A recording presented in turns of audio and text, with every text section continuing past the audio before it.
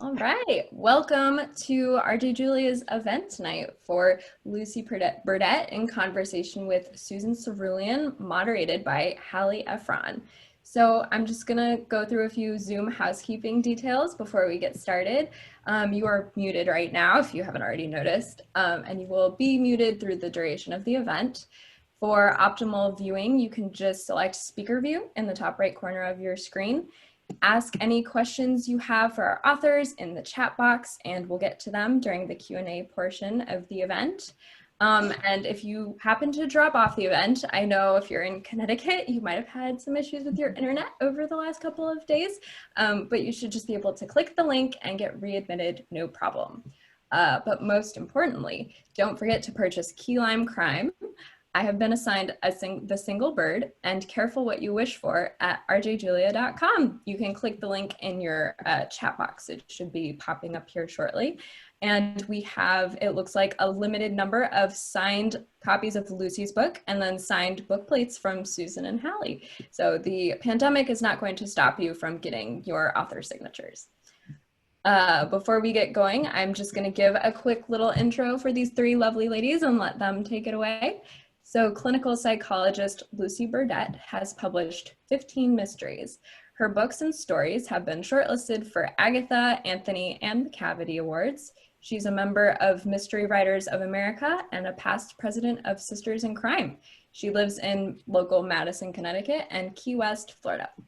Susan Cerulean is a writer, naturalist, and activist based in Tallahassee, Florida. Her nature memoir, Tracking Desire, A Journey After Swallow-Tailed Kites, was named an editor's choice title by Audubon magazine. Her many other books include Unspoiled, Writers Speak for Florida's Coast, and Between Two Rivers, Stories from the Red Hills to the Gulf. And Hallie Ephron is the New York Times bestselling author of Never Tell a Lie, Come and Find Me, There Was an Old Woman, Night Night, Sleep Tight, and You'll Never Know, Dear. For 12 years, she was the crime fiction reviewer for the Boston Globe, and she is the daughter of Hollywood screenwriters and grew up in Beverly Hills and now lives near Boston, Massachusetts. So all three of them have exciting new books out or forthcoming. Lucy Burdette with her 10th Key West Food Critic mystery, The Key Lime Crime, which is piping hot with pie enthusiasts and murder suspects. Susan Cerulean with her memoir, I Have Been Assigned the Single Bird, which trains a naturalist's eye and a daughter's heart on the lingering death of a beloved parent from dementia. And Hallie Ephron with Careful What You Wish For, a novel of suspense revolving around a professional organizer with a deadly problem she may not be able to clean up. We are so lucky and so happy to have our power back so we can hear these three lovely ladies chat tonight. So without further ado, I'm going to turn things right over to them. Thank you. Thank you so much. Thank you, RJ. One of my favorite bookstores in the Western world. It's just a brilliant place. So welcoming to authors. And thank you, Lucy and Susan, for asking me to moderate. I'm delighted to do it. I love both of these books so much. So it gives me special pleasure to be able to ask you questions about them. So let's jump right in. I'm going to start with Susan. Susan, you begin I Have Been Assigned the Single Bird with you and Lucy. Visiting your elderly father and facing a new reality as he tries to barbecue hamburgers directly on the coals in his barbecue. His inevitable decline alternates with your personal journey as a naturalist advocating for wild shorebirds and preserving their habitat. Reviewer said, it sings with the daughter's insights. I love that phrase. I think that's just what it does. But how did you come to write about you and your father at the end of his life? That was a very brave choice. Well, it was just in a way, it was the obvious choice because I spent so much time with him, and I keep a journal. And I would just take notes wherever I was, and a lot of the time during that 10 years was either right there in his room or on an airplane leaving him or going to troubleshoot or but the fact that I got to also write about the birds was a nice balance for my life because that was where I happy and in the wild, and he loved birds too. So it was sort of doing it for both of us. Lucy, you begin your key lime crime, your 10th Key West Food Critic mystery, with Haley Snow tooling around Key West, looking forward to the annual Christmastime Key Lime Pie extravaganza and contest. Not looking forward to a visit from her new mother-in-law. Publishers Weekly was effusive about this book. It said charming characters, an appealing setting, and mouth-watering bonus recipes make this the perfect choice for foodie, cozy lovers. Well, it doesn't get much better than that. No. Those of us who love your series weren't surprised that there was key lime pie and murder. But Haley has grown a lot since the first Key West Food Critic mystery and in Appetite for Murder back in 2012. And how does key lime crime bring her to a new place in her life? Well, she has grown a lot, and I got some comments in the beginning in that Appetite for Murder that she was kind of self-centered and she didn't think about her friends before she shot off and did certain things. But that's where she's matured. She always thought about her friends, but now they are the focus of her life, her friends and her family. And another thing, I pay attention to what people tell me and their reactions. And people are not all that thrilled with her new husband, who she's just married. I like her new husband. I know. But I mean, obviously I like him too. And the reason why he's there is because the last boyfriend, someone wrote and said, if you continue with him, I'm not ever reading another book. So what are you going to do? You got to go with the hunky detective. And so I was trying to put my psychologist hat on and think, how can I make this book open him up a little bit? And the obvious answer would be have his mother show up for a visit that has not been planned and is not really welcome. So it's been really fun to get to know her, and for Haley to try to sort things out with a new mother-in-law. Well, I love that new mother-in-law character, and I'm going to ask you more about her later, because it's just one of the real pleasures of this new book is this new character. I've got a question for you later about it. But Susan, birds and your father, the stories are braided together and so different from each other, and yet they work together. How did you think about, one story and then switching to the other? How did you manage the trade-off? And in your mind, how were the two related? Well, I write on hard copy still. And so all my books, I tend to print out a whole bunch of scenes or concepts, and then I cut them out and I move them around and see what goes together. But also, I would think about either what do I want to say about the plight of birds right now, or the beauty, or what's going on at this point in my dad's journey. And then I would spend a lot of time thinking what matches with that, what goes with that, because I knew they did, Hallie, because they're both in my own experience, my own body here on the earth. And so to me, the braiding was just a matter of figuring out what puzzle pieces match and then trusting it. So I want to jump in here. For a minute and say, lest you think these two subjects are too grim or have nothing to do with you, it's just not true. And you'll see when you pick the book up, it's exquisitely written. And my father was such a character, and Sue captured him so beautifully that I know people are going to enjoy it and see their lives in it as well. Now I'll jump in. We were so lucky that he was so funny, because you know, when you're in a situation like that, you can either laugh or you can cry. And he helped us in his outrageousness. And so when I would almost every day, just like almost every day now, I would call my sister Bobby and say, that's Lucy, if you don't know, and say, you just can't even believe what happened today. And so we worked our way through it in that way. And he loved that. He loved to have us both on the phone, or my uncle on the phone, or one of our husbands or kids. He liked to be right in the middle of everybody. The family was it.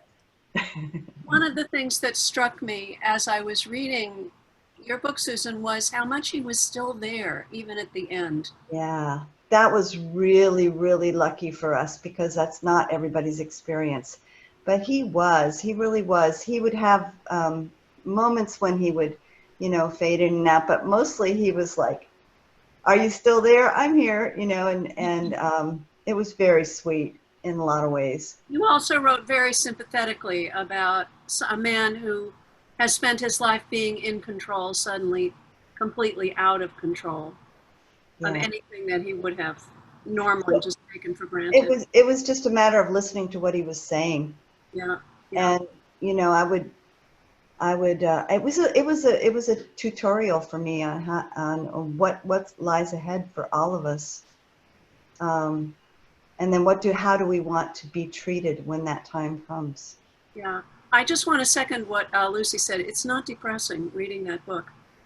Lucy's book, I read like I was I was in a race with myself, just to turn the pages and find out what was going to happen next, and then slow down for the food.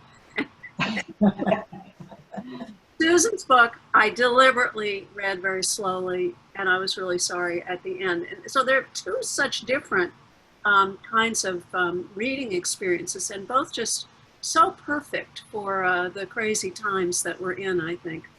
Lucy, both of you, Lucy, the birds in your book, Susan's book is full of birds.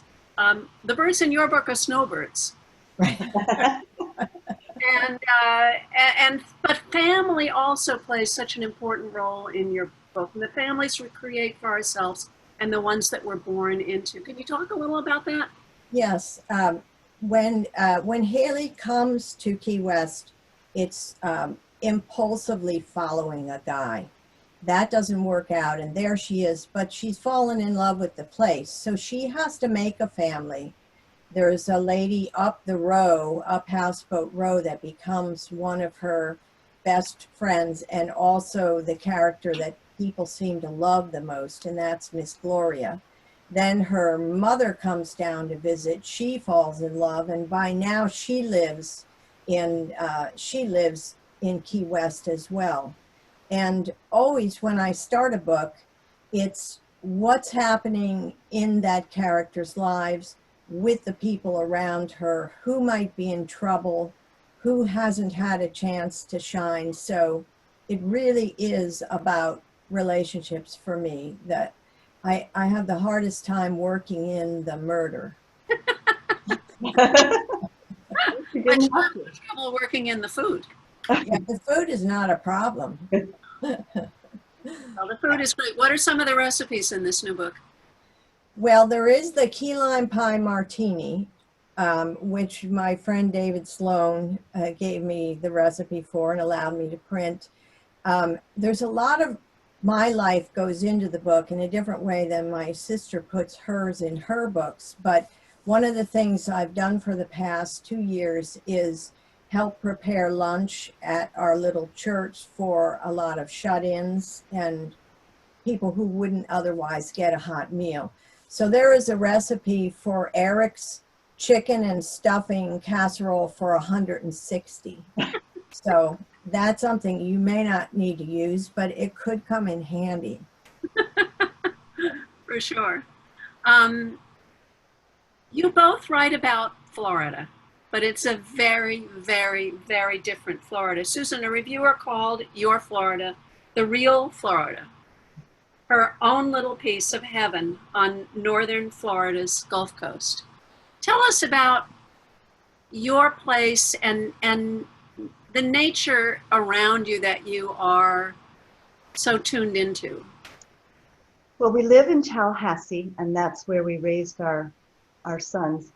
But we have a place down at the coast, and it's developing like all of Florida is now. But you can get in a kayak and go across this beautiful pass full of dolphins, and then you are on a wildlife refuge, a big island. And so we have spent lots of time there in the last 15 or 20 years doing surveys for birds, doing sea level rise measurements, looking at stingrays, looking at red wolves and eagles. And it's really, we love to go to Key West and visit my sister and John. But as far as like getting calm and feeling connected, the Northwest Coast is where we want to be. It's all right on the Gulf of Mexico. And Lucy, your Florida is just as real, but it's packed with tourists and buskers and cruise ships and restaurants, thank goodness. Tell us about your Florida. Yes, well, and we can't say that we know Key West from back in the day. Back in the day, it used to be for hippies and people who, they say, turn the state of Florida upside down and shake it, and all the nuts fall down to Key West. And that's kind of what it's like, except that now also there are snowbirds. The real estate is more expensive, so there's a constant conflict between the people who lived there before, the people who are waiting on the people who have money, and it's all grist for the mill. But it's become a fabulous food destination, and arts, books. Books and Books Key West was established by Judy Bloom and her husband. There's theater, there's more music, there's just more than you could do. But it's all walkable. It's all walkable, which we absolutely love. And it's not calming like Sue's little neck of the woods. And I would just say one more thing, which is the beginning of the book. It opens with Hallie under stress, and she's riding her scooter and she's late. Well, that came from my life. I was on a bicycle. I ride my bike to the gym, and it was raining, and I was mad at John because he'd taken the car and I was going to be late and wet. And I looked in my little rear view mirror, and there's blue lights. I said, you got to be kidding me. They can't be pulling over an old woman on a bicycle. They were. I had run through 2 stop signs on the way to the gym. So I got a good lecture. It scared me to death. And that's the opening scene. And so, that went right in the book. I love that. Everything goes right in. Yeah. Yeah. So that was one of the questions I wanted to ask you, Lucy, was how much of your real life gets into this book? Because your pets are in there too. Yeah, Tonka didn't make it in very much. Well, we have a new puppy, and we'll see whether she makes it in or not. But cats and dogs are just a big part of our family and always have been. So when our 2 animals died 2 years ago, it was so tragic. I was horribly bereft. And my husband always enjoys the pets, but he'd be fine without them. So he just waits and waits until finally I say, I can't stand it. And I went to the Florida Keys SPCA, and one of my friends had told me to look out for this little yellow tiger. And there he was, and that's my T-bone. So he now has a whole scene in the new book. So the food is places where we've eaten. The things that she cooks at home are usually things that I've cooked. So of course she's, I don't know, 40 years younger than I am. And I certainly don't live on a houseboat, but I borrow heavily, and it's probably a skewed view of Key West, what ends up going in there, because it's through my eyes. And the tarot card reader and the cat wrangler. Yes, and they're all real people. I I know. hope they're doing okay. I mean, we're really worried about Key West and the pandemic because, well, everybody's worried, but tourists come down and are not so careful. It's scary. Susan, your book is so anchored to your experience as a naturalist and as a daughter, a caring daughter. And I'm wondering if you sometimes make things up, possibly, or decide what you're going to leave out. In this book in particular? Yeah. No, I didn't make anything up. All that happened, every little bit of it. But definitely leaving things out. Yeah, definitely. I'm in several writers groups, and sometimes people will say, you know, we just don't need any more detail about the intimate things you had to do. But it's more a matter of cutting and editing than, and I tend to write short anyway. But I definitely don't make it all up, any of it up. Does it seem fantastic in any way? No, it would be more where to lower the drapes and, because it's not painful to read. And I imagine there were many very painful parts of it. Definitely. Well, mostly just not, and just imagine what people are going through now, where they can't even get in to the facilities to be with their parents or their relatives, but mostly just never being able to totally relax that he was going to be cared for and okay, because there's just never enough staff anywhere. And No, so and he was not in a memory unit, and so that meant that Sue had to organize a staff of women who came in from the outside to give him special attention. And that was a full-time job, making sure they were doing what we hoped for. And some of them really, truly loved him. We had such a good time at his memorial service with them telling stories about him. So. Well, actually, I was going to ask you about two sets of characters. I was going to ask Lucy about Miss Gloria, but I was going to ask Susan about the caretakers, because they really come to life in your storytelling.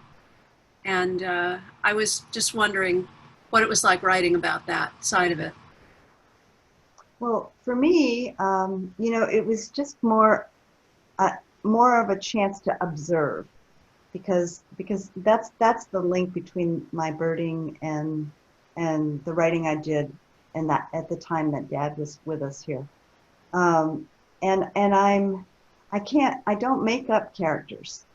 I'm really different from you and my sister in that way, because I have never been able to write fiction. But I'd love to see if I can make you see this special, unique person that passed through our lives at that time. And I guess where it was hard was when there was somebody that really you didn't want to be around, and leaving that out probably wasn't as honest as I could have been, but that wasn't really the point I was trying to make. No, but you did talk about advocating for your father, and several times when you thought he was being badly treated. It's Right. You come in like a lioness, and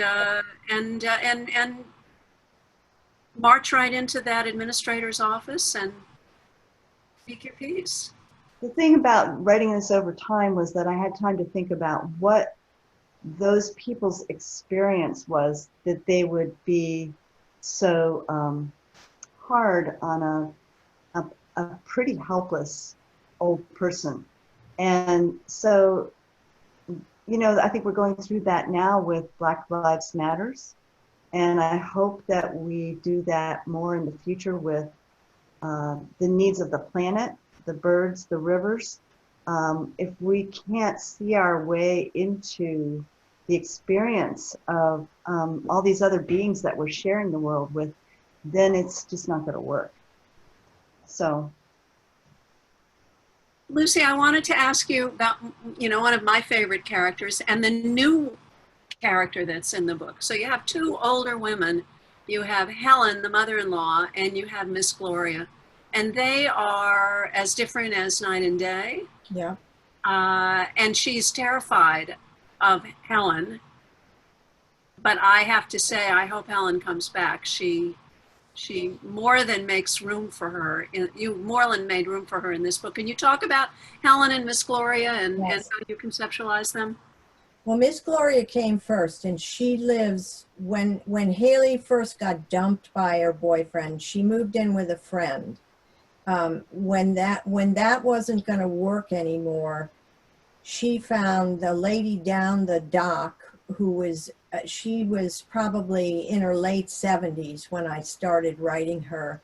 And her sons in Michigan did not want her to stay on this houseboat by herself. So they made a kind of deal with Hallie to move in with her.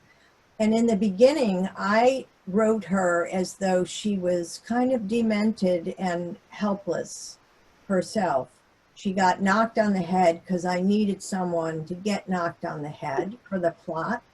And then she has sprung up since then, and she's one of the main people who has helped Hallie grow into herself. And I find that she's the one character who just speaks for herself.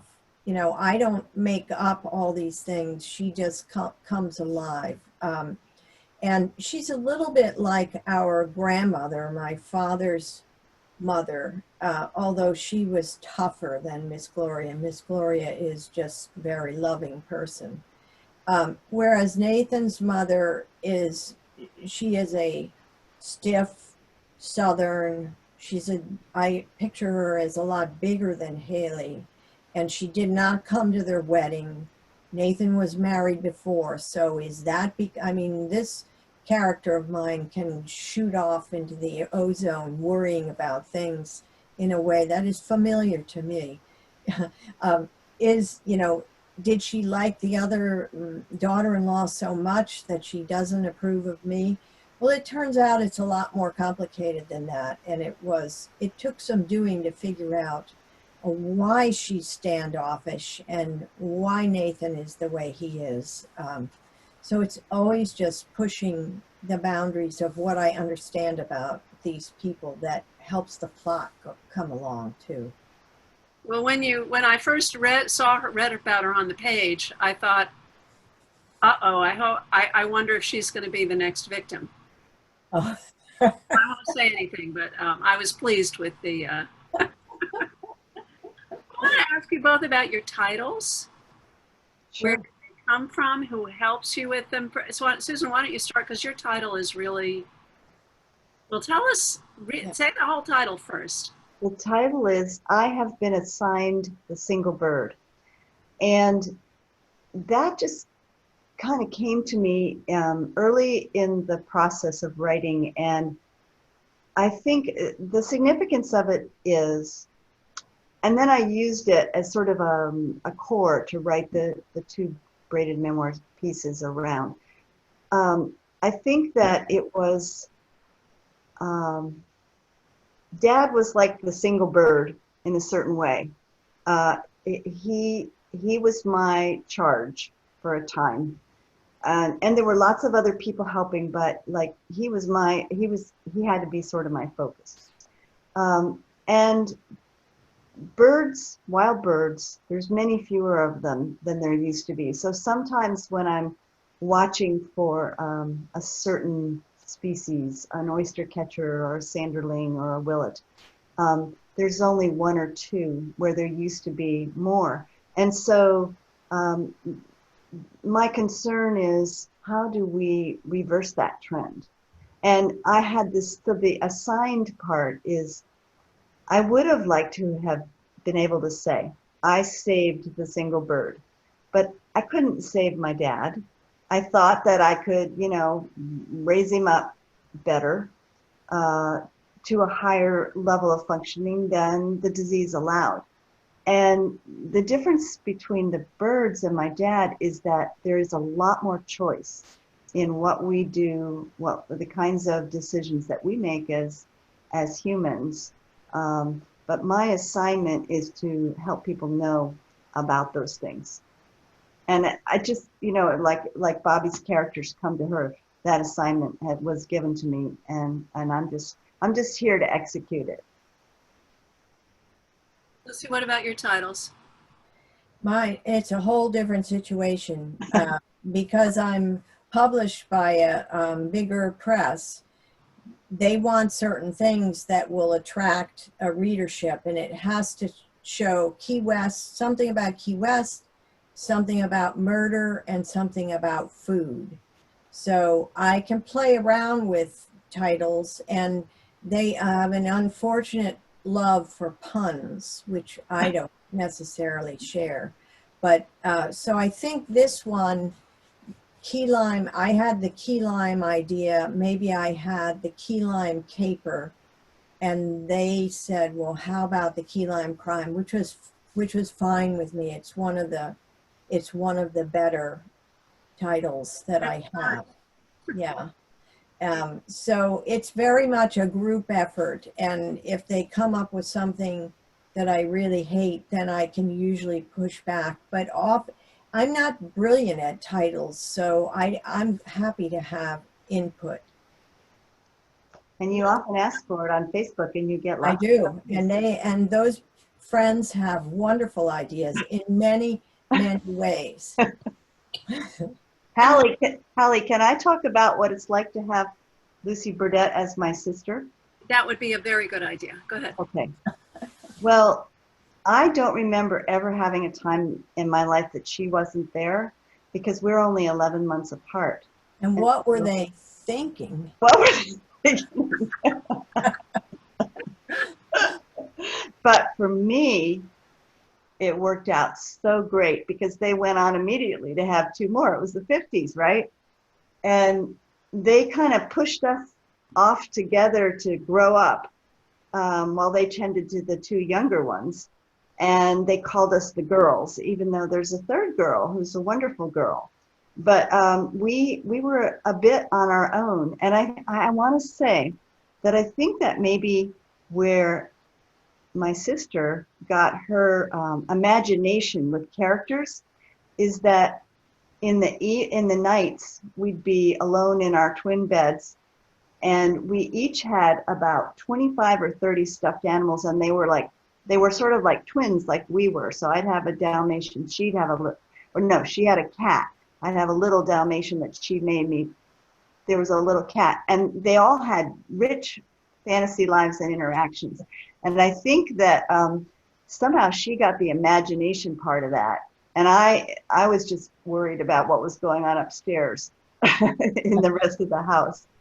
But imagine getting to have a sister like this one for your whole life. I feel so incredibly lucky, and I could cry. And I'm right there with you. And Susan never did complain about me being right on her heels. No, why would I? You were my person. Yeah. So yeah, we're very, very, very lucky. And yet you both had the wisdom to go in separate directions as writers.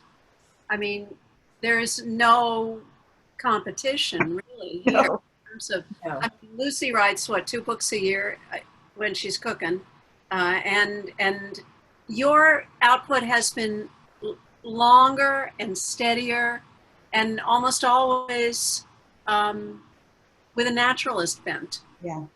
Nonfiction. So I think that's very smart not to. Yes, and that reminds me, we'd like to hear about, you have sisters that write, and how you have managed. Yeah, tell us that. People always ask, why do you write mysteries? And I always say, well, it's the thing they don't write. Yeah, no, I didn't want to be compared at all, but I also had sisters who came out of the chute as big successes. And that's a whole different thing to try to hold yourself up to. It hasn't kept me from using the Ephron name because I know it helps. And they've been enormously supportive, which brings me to a question for you guys. Do you read each other's works in progress? At the beginning, because I started much later than Sue did as a writer. That's true. Yeah, I didn't start writing until I was a clinical psychologist, and I started writing about golf. That was in the 90s. I remember the moment when she decided to do this. We were on the subway going from New York City back to Madison, Connecticut, and some of our families were there, and your friend Yvonne, and you just said, what if I could get out of this? And you just started spinning off a plot for your first book. You remember that? Yes, I do. Yep. Although it wasn't all so easy as that makes it. No. But Let me say one more thing. Okay. There's a framed something like a picture that you wrote when you were probably. I want to get it because I Okay, have it go right. get it. And for both of us, we were not trained as writers. We didn't take any classes, but we are very hard workers. And this is what she. We like to work. Work is fun. We like to work. Work is fun. Honest to God, I must have been in first grade or kindergarten? Yeah. Isn't that crazy? And she still does it. She kicks out those words every day. Whatever made you save that? I can't remember. I just have it there. John always laughs about it too. So do you read each other's manuscripts in process? So that's where we got off track. So at the beginning, I didn't know what I was doing, and I sent everything to her, and she tried to help me. And also when John would come in the door, I would thrust everything at him. And then I started, taking some classes and reading a little bit more about it, and also met Hallie, and Hallie's a wonderful teacher and mentor and friend. So it's been collecting help along the way, so that I don't think you read now before it comes out, right? No, but I love it when they come out. But you read my drafts over and over again because you were in it. Read about certain things. And Yeah. Oh, and that's a question I didn't ask. Let me ask it quickly before we go to questions. Lucy, do you ever put Susan in your book? In your book? No. So no. I'll be Miss Gloria. Okay. I don't think so. So Susan, that is a tricky thing because I've been written about by my sisters, and frankly, I haven't liked it a bit. And frankly, no one asked me what I thought before the books came out. So how are you handling it? It sounds like you're handling it much more carefully. Well, you'd have to ask the rest of the family because it was too, it was really hard to put all this together. And I tried to be totally as fair to everybody in there that I could. I was most worried about my uncle because he and my dad, they laid out the path for all the rest of us. They were the closest possible two brothers their whole lives. And so I worried about how he would feel about, not so much how he was represented, but whether if it was something that he would be okay with. But he said that the book made him sad. And I think that we all feel sad because we lost our dad in that way. Right. It wasn't him at his prime. Right. And at his prime, he was a pip. He was a pip. You think he knew you were writing about him? Yeah, he did. He did. He loved to be the center of attention. I have that feeling. And He loved to say funny things, but he didn't, he just, yeah, he knew I was writing about him. He could see me taking notes there all the time, and I would repeat what he said to my uncle or Jeff or Bobby, and he would just lie there and chuckle, with his eyes closed. Right.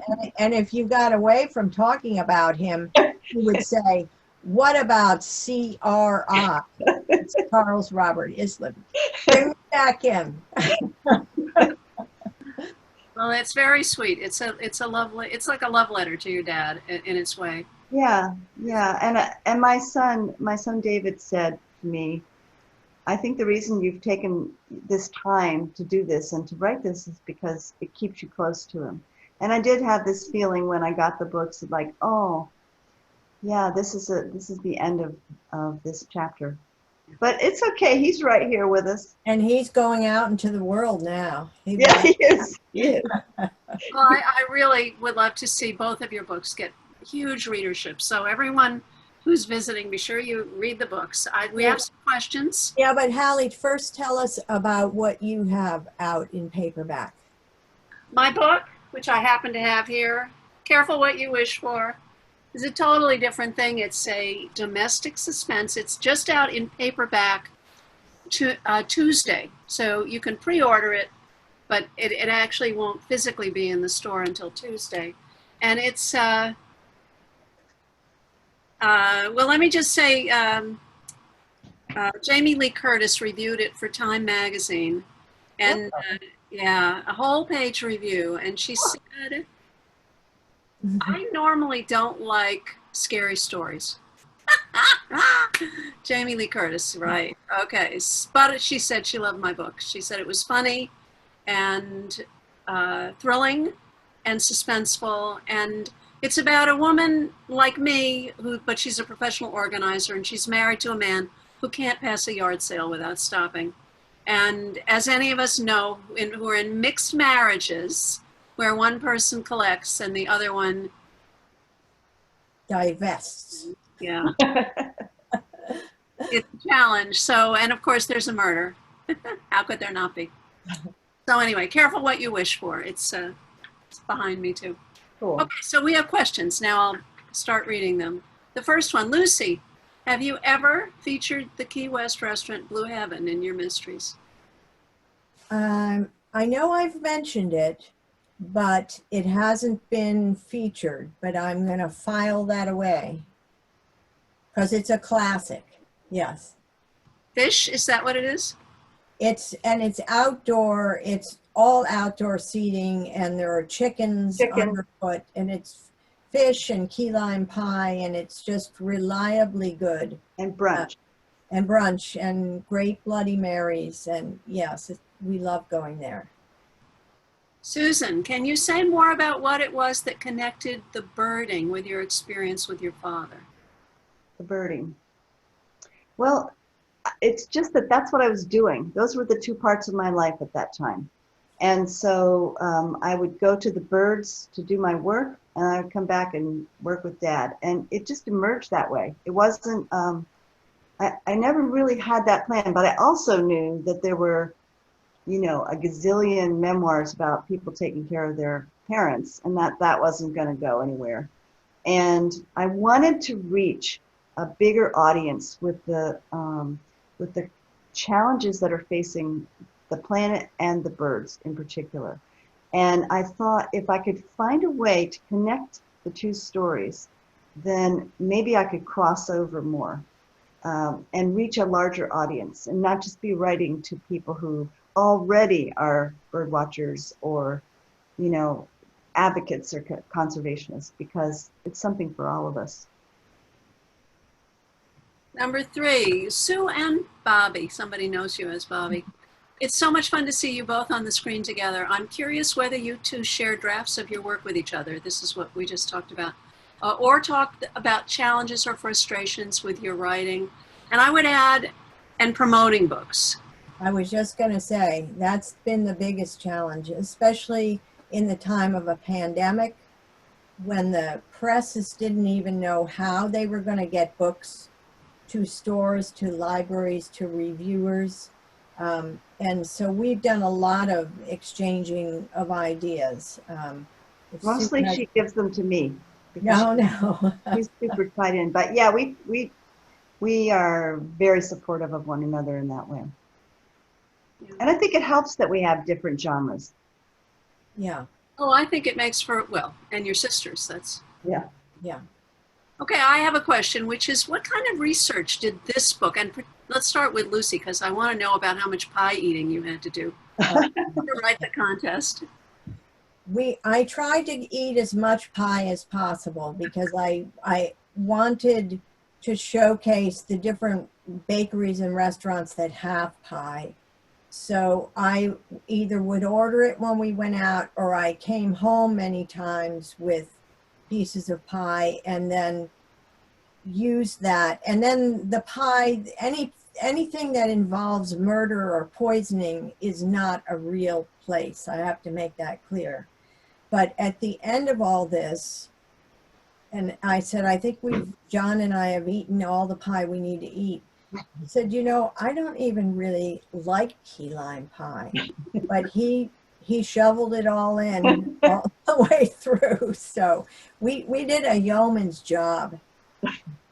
Can you just give us the rundown of when I am in Key West and I am looking at key lime pie, what are the major factors that I should be looking at? Right. Well, like crust. And if it's green, bright green, step away from the pie. That's food coloring. That's not a real. Key limes have a very pale yellow color. And after that, you can have a choice of either a regular crust or a graham cracker crust. That's preference. And then it's either whipped cream or meringue. So everyone, you know, Blue Heaven, which we mentioned earlier, has a pie that stands about this high with meringue. A place like the bakery on White Street, they give a tiny little fancy dollop of whipped cream, and it's exquisite. So it's really, you can't go wrong. Except if you had Cool Whip. No Cool Whip. Oh, no Cool Whip and no green pie. And when you bake it yourself, if you ever do, which kind do you bake? I've made it both ways because I needed to I was afraid of meringue and I needed to overcome that. When actually it was Sue's son who made a key lime pie with meringue, and I said, my gosh, if my nephew can do it, I can too. But nobody makes a better cake than Bobby. No, cake is really my thing. You didn't use a torch on the top? No, just put it in the oven. Cake, I know. Lucy is a brilliant cake baker. She is.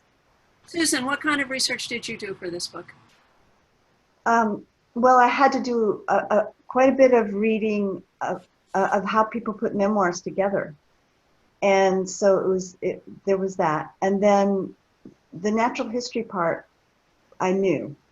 And then I interviewed doctors about the experience of Alzheimer's. But there really wasn't a huge amount of research for me, unlike other books of mine. Yeah, did you interview any of the caretakers, for instance, or go back and? No, I mean, we talked all the time. So it was informal interviewing. So we'd be in there with him, and I like to hear about their lives and their challenges. So we would do that. And they, you know, but it was more of a give and take, not a formal interview. Can I just tell one last funny story about a CRI? So I was in charge of the money. He was doing the caretaking, and there was one of these caretakers that he was just madly head over heels in love with. A young woman, right? Yes. So, and she was really cute and spunky. So he called me up and he said, Bob, he called me Bob, I need some money. Well, what do you need the money for, Dad? Everything's paid for there.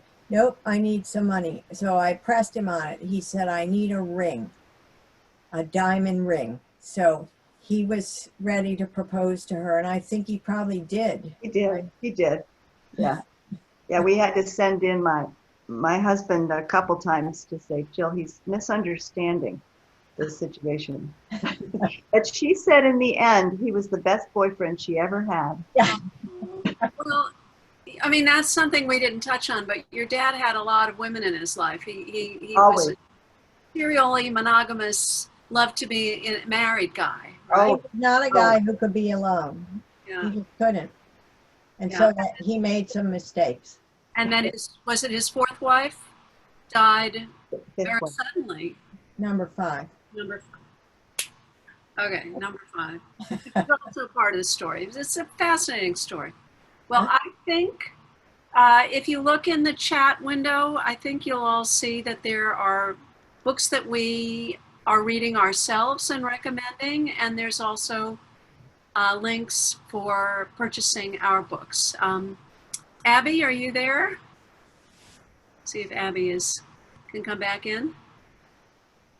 There she is. It's Abby at RJ's. So I think we're about ready to wrap it up. Hallie, thanks for doing such a fabulous job with us today. I knew she would. Yep, you said she would, and she did. And thank you, everyone. And I'm really sad that we're not at the bookstore, but I wouldn't have you two with me, so that's very special. Yeah. All right, guys. Well, thank you so much, Lucy, Susan, and Hallie, for having this conversation tonight. Any last thoughts or comments? Sorry, I didn't mean to butt in there. No, that was what I wanted you to do. That's good. Perfect. Okay. So then I'll just take this moment to remind everyone to purchase The Key Lime Crime. I have been assigned The Single Bird and Careful What You Wish For from rjjulia.com. The links are in the chat. And correct me if I am wrong, ladies. I think I have this right. It looks like we have a limited number of signed copies from Lucy and some signed book plates from Hallie and Susan. And then I think Susan also has some free postcards for us to pair with book orders as well. So Right, and I am happy to go sign anything. I can go to the You store. can sign for me too.